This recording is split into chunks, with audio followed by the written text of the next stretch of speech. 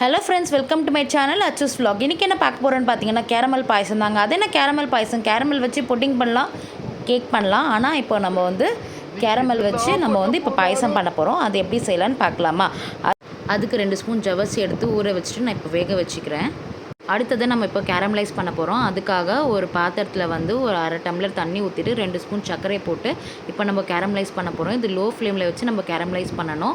ரொம்ப ஹை ஃப்ளேமில் வச்சு பண்ணிங்கன்னா தீஞ்சிடும், டேஸ்ட்டே மாறிடும். அதுக்காக நம்ம லோ ஃப்ளேமில் வச்சு நம்ம இப்போ பண்ண போகிறோம். இப்போ நான் காய்ச்சி ஆற வச்சு ஒரு கிளாஸ் பால் எடுத்து வச்சுருக்கேன். அதை நான் இப்போ சேர்த்து இதில் நான் வந்து கலந்து விட போகிறேன்.